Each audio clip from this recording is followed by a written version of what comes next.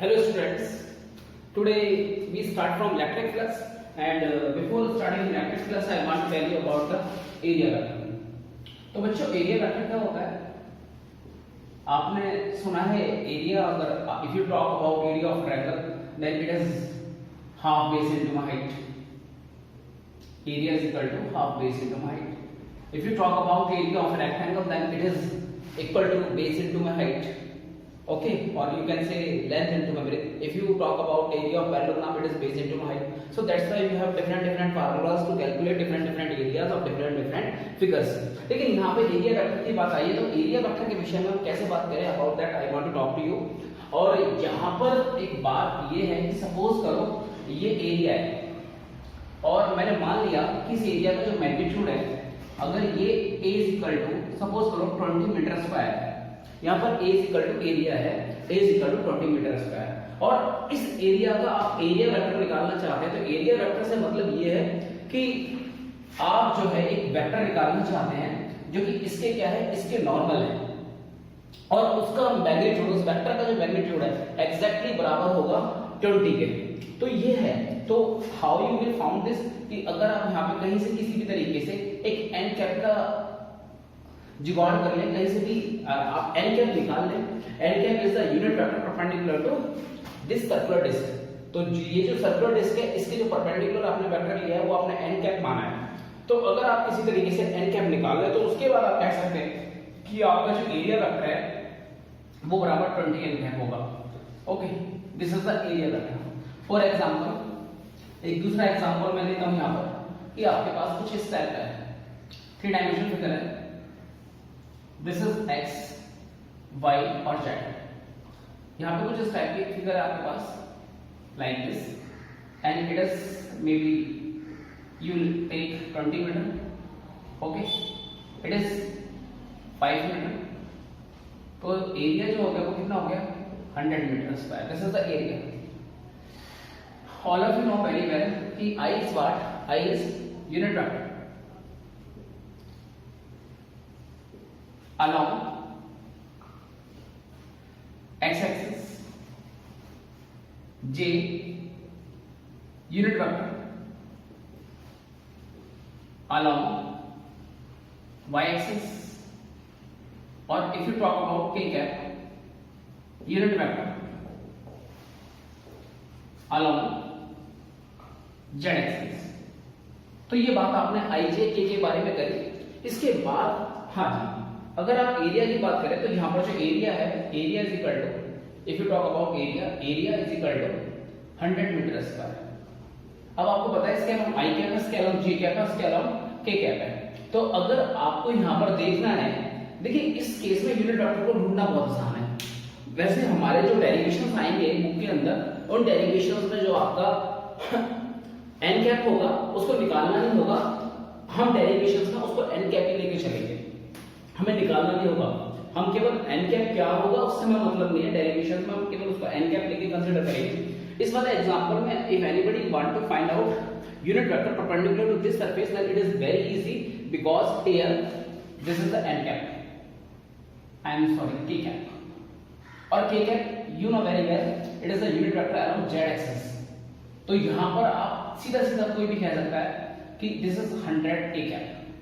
So here to represent area vector is very easy task. So that's why definition of area क्या होगी बच्चों, area vector की definition की अगर हम बात करें तो area vector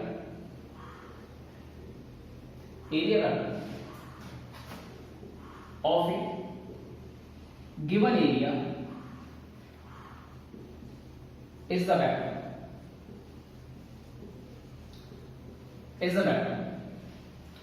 normal to the area surface having magnitude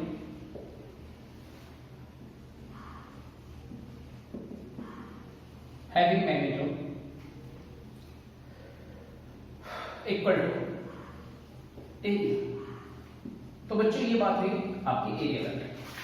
अगर मैंने बात, ठीक है, तो यहां पर जो है अगर ये जो है, अगर हम बात करें कि सीधा सीधा उसका आपको दे रखा है कहीं पर भी कि दिस इज द एरिया और इसका जो है this is 20 metre square, find a cap. आपको कुछ नहीं करना डेरिवेशन में, डेरिवेशन में सीधा आप मान लेंगे this is unit vector. Unit vector means vector जो है नॉर्मल टू द सरफेस, ये आपने मान लिया। और उसके बाद आप ये क्या कहेंगे कि यहाँ पे ए वेक्टर कितना होगा 200 n cap, this is the area vector is equal to 200 n cap, that is the thing. तो यहाँ पे बिल्कुल आपको इसी तरीके से करना है और the thing is very easy. So it is the way by which you can represent any area into area vector. So next topic is electric flux. तो हमें अगला टॉपिक जो है इलेक्ट्रिक फ्लक्स देखना है। तो कम टू इलेक्ट्रिक फ्लक्स। अब देखिए इलेक्ट्रिक फ्लक्स की हम बात करेंगे आपसे। अब इलेक्ट्रिक फ्लक्स क्या है? इलेक्ट्रिक फ्लक्स की अगर हम बात करें तो electric flux in short is equal to number, और इधर से total number of field lines passing through a surface।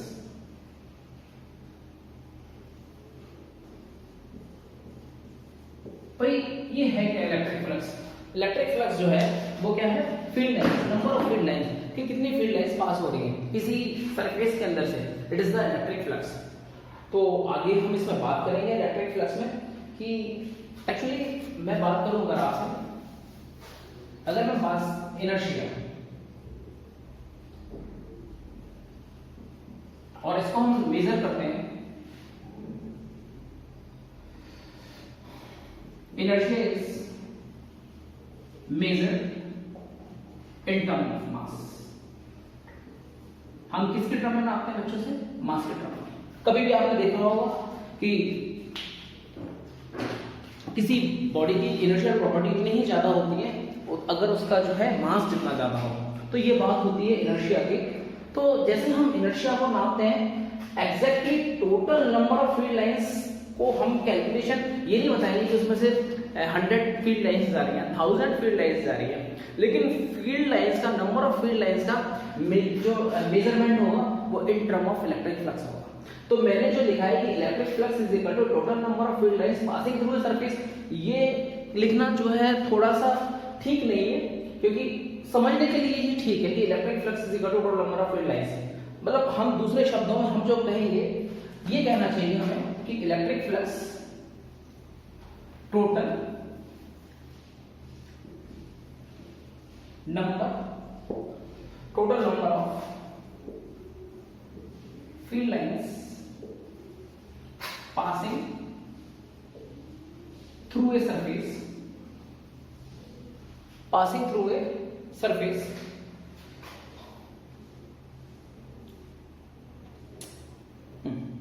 passing through a surface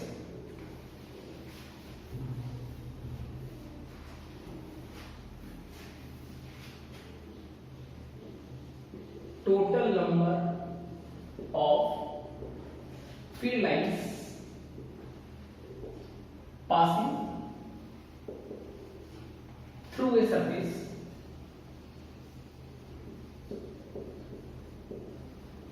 is measured in term of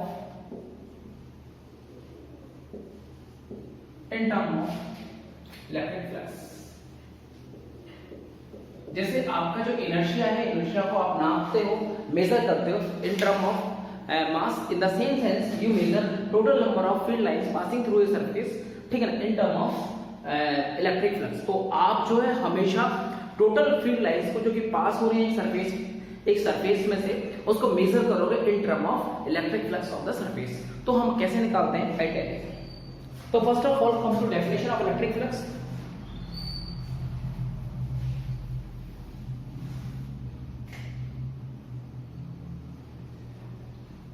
Electric flux of a given area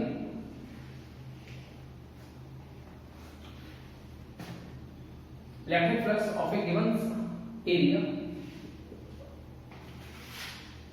in a field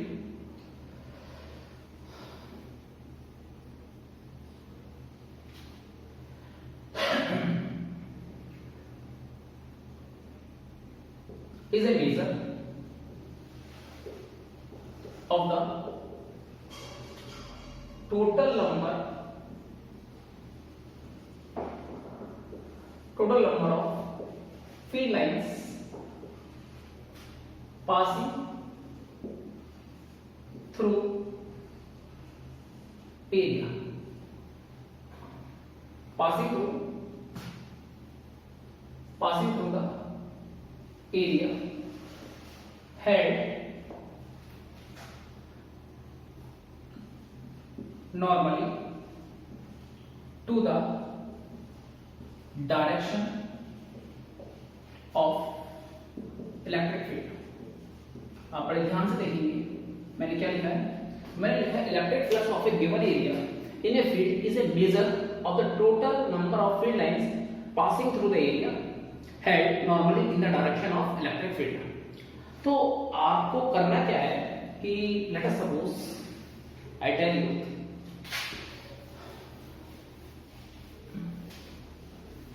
कि this is the direction of ये कोई field है और आप सबको पता है कि मैं यहां पे इक्विस्पेस्ड हॉरिजॉन्टल लाइंस बना रहा हूं और such field lines represent uniform electric field. तो यहां पर जितना गैप यहां पर है उतना ही गैप यहां पर है, उतना ही गैप यहां पर है, गैप में कोई फर्क नहीं है। तो ये यहां पे सपोज करो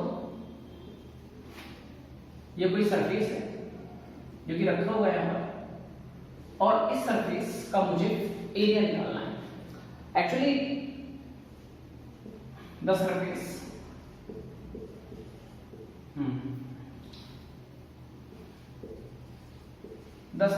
is being held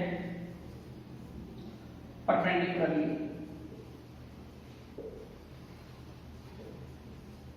okay, तो held perpendicularly, तो here surface is being held perpendicular। तो हमने perpendicular रखा है surface को और हम ये मान रहे हैं कि इलेक्ट्रिक फील्ड आपका E है, E vector, because electric field uniform है इसलिए इसका जो मैग्नीट्यूड है वो हमेशा सेम रहने वाला है। अब यहाँ पर हम फ्लक्स की बात करें तो फ्लक्स जो हमारा यहाँ पर इस सरफेस का होगा फ्लक्स को हम फाई से रिप्रेजेंट करेंगे ओके, इलेक्ट्रिक फील्ड E। तो यहाँ पर जो फाई होगा वो किसके इक्वल होगा, E वेक्टर डॉट यहाँ पे इस सरफेस को एरिया को ये आपको डिसाइड करना होगा कि आप इसको ऐसे रिप्रेजेंट करना चाहते हैं या ऐसे। तो अगर आप यहां पर अच्छा एक बात और, अगर ये एरिया ए है, मान लीजिए अगर ये एरिया ए है तो दिस इज ए वेक्टर। आपको ए वेक्टर क्या है, I again tell you here this is the n vector okay, and a vector will be equal to a n vector. तो यहां पर आपको लिखना होगा e vector dot a cap. लेकिन यहां पर क्या है कि यहां पर सिंपली जो है जब भी हम सरफेस को हेल्ड रख रहे हैं परपेंडिकुलर रख रहे हैं तब हमें इस तरीके से इसको रिप्रेजेंट करने का जरूरत नहीं है, हम इसको सीधा सीधा लिखेंगे E मल्टीप्लाई में E। तो फ्लक्स को निकालने का जो तरीका है वो सीधा सीधा ये है कि फ्लक्स बराबर होगा इलेक्ट्रिक फील्ड मल्टीप्लाई में एरिया। तो एरिया वेक्टर की भी हम बात नहीं कर रहे हैं यहाँ पर, हम सिंपली एरिया की बात कर रहे हैं कि अगर हमारा एरिया जो हेड है, हाँ कुछ बुक्स में इसको हम ऐसे भी दे सकते देखा जा सकता है ES S is the area. तो यहां पर ऐसा क्यों हुआ है, क्योंकि ऐसा हम फ्लक्स को हमेशा और हमेशा flux will be equal to electric field multiply magnitude of electric field multiply में एरिया। लेकिन ये फार्मूला कब वैलिड है, जब आपका एरिया या आपका सरफेस हेल्ड है perpendicular to the electric field, केवल उसी केस में ये फार्मूला वैलिड है। तो क्वेश्चन यहां पर ये अराइज होता है, क्या फ्लक्स का फार्मूला बदल जाएगा जब हम जो है सरफेस को जो है परपेंडिकुलरली हेल्ड नहीं करेंगे, तब क्या होगा। अगर हम परपेंडिकुलर सरफेस को परपेंडिकुलर नहीं रखते हैं तब क्या होगा, तब के बारे में हम देखेंगे। अगर बाय चांस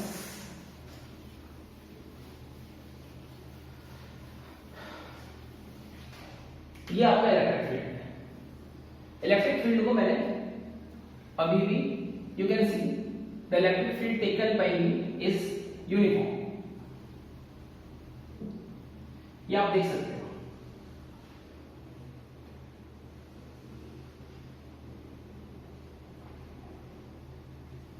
और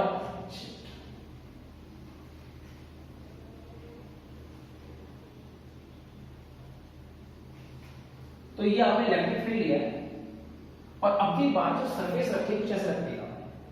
तो सरफेस को अगर आपने ऐसे करके रखा है like this, okay, this is your electric field. तो इलेक्ट्रिक फील्ड को आपने ऐसे रखा है, या आप दूसरा तरीका ऐसे भी ले सकते हैं कि ये आपका जो है सरफेस है, it is your surface.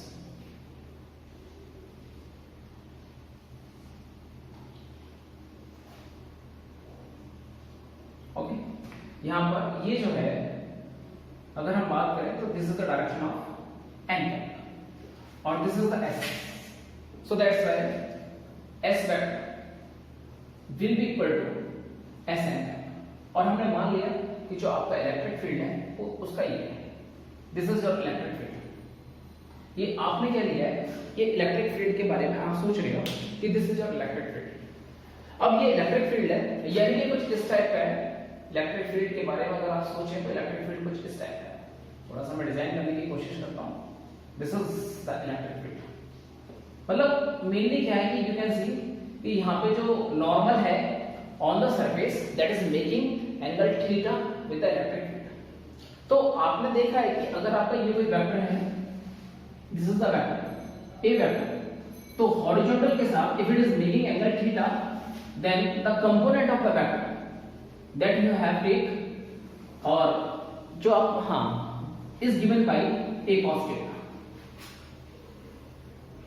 and the component of the vector taken by you vertically to this is represented by a sin theta। और ऐसा आप करते आए यूजुअली। तो यहाँ पर भी जो e है तो e का जो कंपोनेंट होगा इसके अलावा अगर मैं बात करूं इसके अलावा वो कंपोनेंट होगा e cos theta। Okay, this is the वे। तो यहां पर जो आप देखने वाले हैं कि यहां पर आपका फ्लक्स जो होगा, तो फ्लक्स को आप कैसे देंगे हम उसके बारे में हम बात करते हैं। Flux is equal to phi बराबर हो जाएगा e cos theta into s, s is the area. तो आपने क्या करा कि आपने अब कंपोनेंट जो इलेक्ट्रिक फील्ड का कंपोनेंट है उस कंपोनेंट को आपने क्या किया, उस कंपोनेंट की मल्टीप्लाई आपने s से करिए, बिल्कुल बिल्कुल उसी तरीके से। लेकिन इट कैन बी, बट अगर हम बात करें इस स्केलर प्रोडक्ट की, इसको हम कहेंगे स्केलर प्रोडक्ट, और एक नाम और भी होता है बच्चों, उसका क्या नाम होता है, dot product. If you talk about this, तो ये जो ए वेक्टर डॉट बी वेक्टर होता है बराबर होता है ए का मैग्नीट्यूड बी का मैग्नीट्यूड cos थीटा। तो यहां भी कहीं ना कहीं आप देख रहे हो e का मैग्नीट्यूड s का मैग्नीट्यूड cos थीटा। तो इसको कोई ऐसे भी लिख सकता है es cos थीटा, और sum it can be written as e vector dot s vector. तो this is the way by which you can find flux of a surface. तो ये जो फार्मूला हुआ, ये फार्मूला किसका हुआ है, ये फार्मूला आपका फ्लक्स का हुआ है। ओके, तो ये जो फार्मूला आप लगाने वाले हैं, देखिए पहले जो हमने फार्मूला लगाया वो तब लगाया है जब आपकी सरफेस परपेंडिकुलर रखी गई है। दूसरा ये जो फार्मूला है डॉट प्रोडक्ट का, ये तब लगाया गया है जब जो नॉर्मल वेक्टर है सरफेस पे वो एंगल थीटा बना रहा है किसके साथ, इलेक्ट्रिक फील्ड के साथ। पहले वाले केस में अगर आप एंगल की बात करें तो वहां पर एंगल 0 था। अगर इस केस से उस केस पर आप पहुंचना चाहेंगे तो cos थीटा की जगह वहां पर cos 0 आएगा, और cos 0 की वैल्यू कितनी होती है, cos 0 की वैल्यू 1 होती है। लेकिन कभी भी आपको ये वैल्यू करना है by chance e vector dot s vector, भाई मुझे तो यहां पे मैं फाई e लिख रहा हूं और उसको फाई e को मैं लिख रहा हूं es cos थीटा, और उसके बाद मैं यहां पे आ रहा हूं। मेरे हिसाब से तो फार्मूला अगर मुझे ये दिया जाए तो ये ज्यादा बेटर है मेरे लिए, तो es cos थीटा, क्योंकि मुझे तो अप्लाई ये करना है। ये तो सिंबॉलिक फॉर्म में लिखा है, सिंबॉलिक फॉर्म में लिखा है e डॉट s वेक्टर, लेकिन इसको जब हम कैलकुलेट करेंगे फ्लक्स तो हम लिखेंगे ये फार्मूला, फिर इसमें जाना होगा।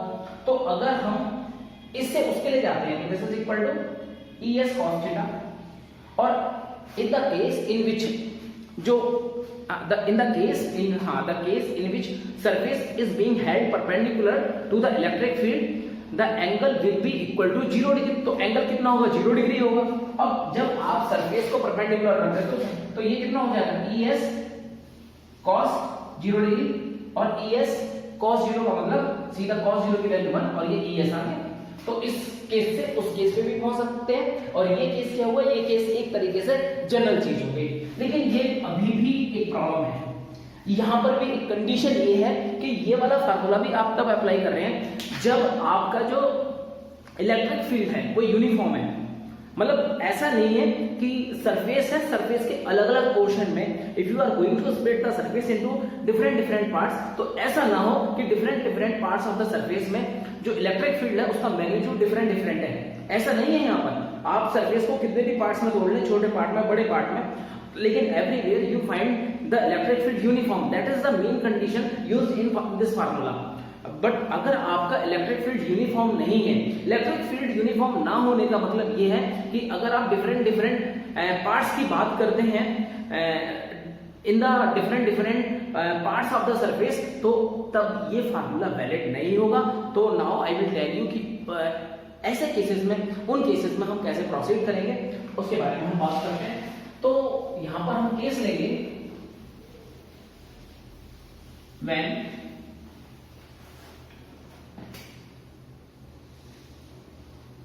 the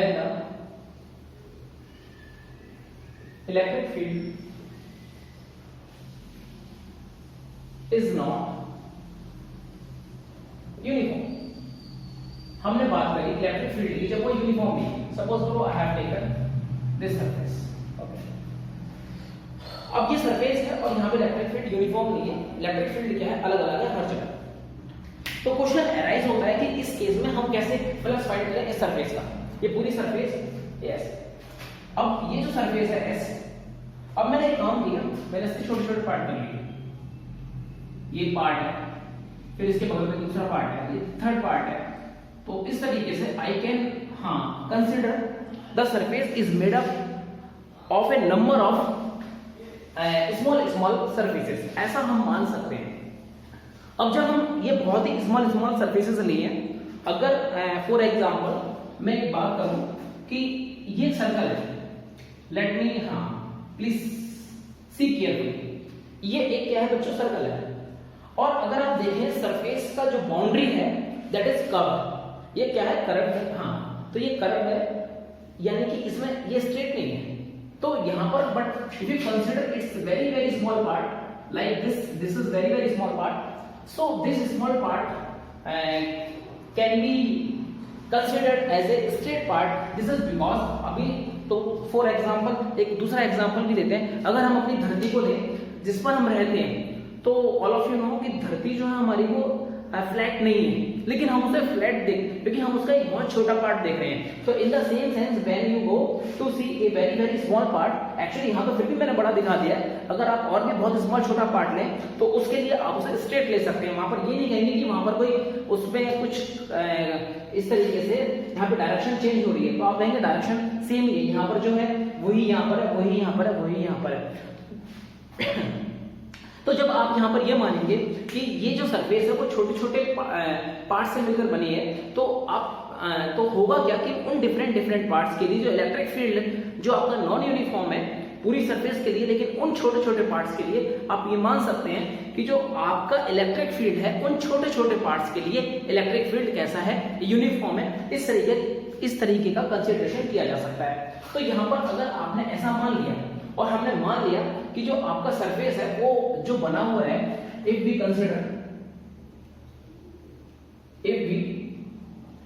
consider that the surface is made up of a number of small surface, or you can say aerial parts, delta S1, delta S2, delta S3 delta S। तो यहां पर हम जो बात कर रहे हैं, तो अगर हम ठीक है इलेक्ट्रिक फील्ड, अगर हम बात कर रहे हैं इलेक्ट्रिक फील्ड की, तो electric field 4 delta S1 will be equal to, हमने मान लिया कि वो ये है डेल्टा S1 के लिए जो इलेक्ट्रिक फील्ड है वो कितना है, वो हमने E1 मान लिया।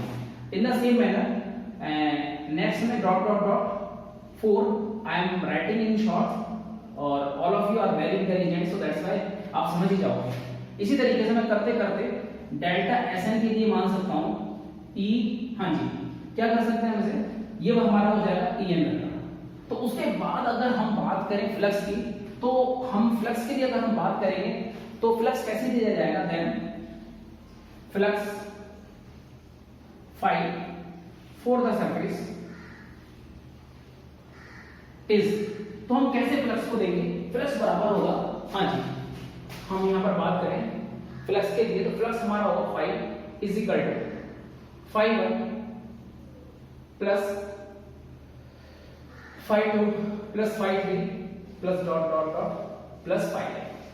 तो आपने एक बात देखी, ये किसके इक्वल है, ये इक्वल होगा E1 vector dot delta S1, oh I am sorry delta S1 vector E2 delta S2 vector plus dot dot dot dot plus En vector dot delta Sn vector, like this.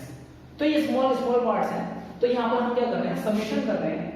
तो ये जो summation है और यहां पर summation, this is तो summation ले रहे हो, और ये समेशन कैसे आप रिप्रेजेंट कर सकते हो, आप इसको रिप्रेजेंट कर सकते हो इस तरीके से E वेक्टर डॉट, अभी यहां पे डेल्टा S है तो आपने यहां पे एक काम किया, ये डेल्टा S है डेल्टा S2 है, तो हम इसको जो है डेल्टा ना लेके, बिकॉज अभी हम बताते हैं, because parts are very small, तो दैट्स व्हाई आप डेल्टा S को ds से रिप्रेजेंट कर सकते हो। ओके, तो यहां पर होगा क्या कि ये जो फाई है आपका, this will become E1 dot ds1 E2 plus ds2 plus dot dot dot plus like En और dsn। तो जनरल में हम इसे कैसे लेंगे, this will be equal to E ds integration over the surface S। मैं इसको बताऊंगा कैसे होगा।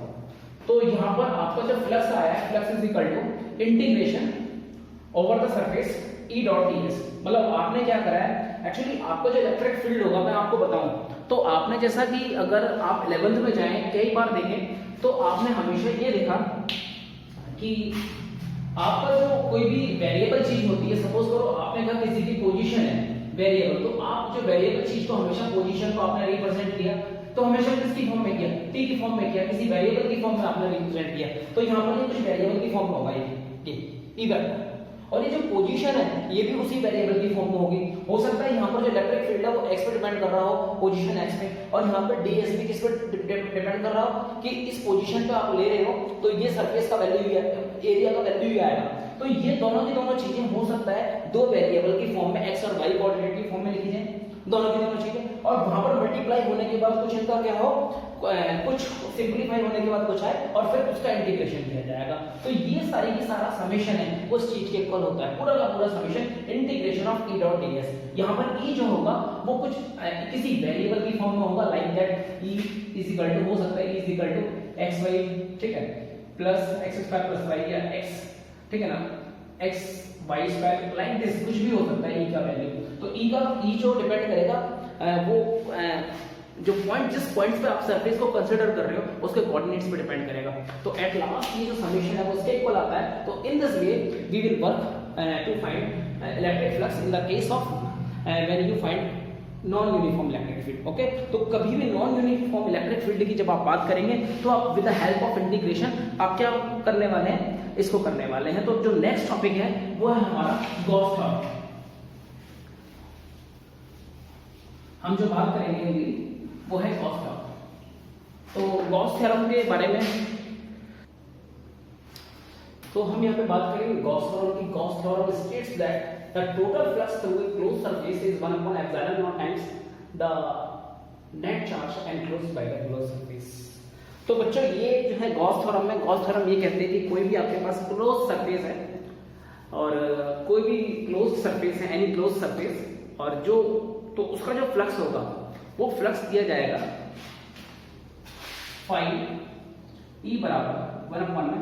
तो भाई यहाँ पर जो ई है ये इलेक्ट्रिक फ्लक्स को, क्योंकि एक ना आप पढ़ोगे मैग्नेटिक फ्लक्स को, वहां पे बी लिख देंगे मैग्नेटिक फ्लक्स के लिए। सो दैट्स व्हाई अगर फाई भी लिखोगे तो भी चलेगा, लेकिन यहाँ ई लगाने से सफिक्स में आपको ये पता लग जाता है कि इलेक्ट्रिक फ्लक्स की बात हो रही है। वो फाई में थोड़ा जनरल हो जाता है कि मैग्नेटिक है या इलेक्ट्रिक है, लेकिन ऑब्वियसली यहाँ पर आप बात कर रहे तो इलेक्ट्रिक की ही बात करेंगे। और यहाँ पर क्या आएगा 1/0 टाइम्स, और यहाँ पर इनटू में यहाँ पे एक तरीके से Q है, और Q क्या है, Q is the charge, Q is the charge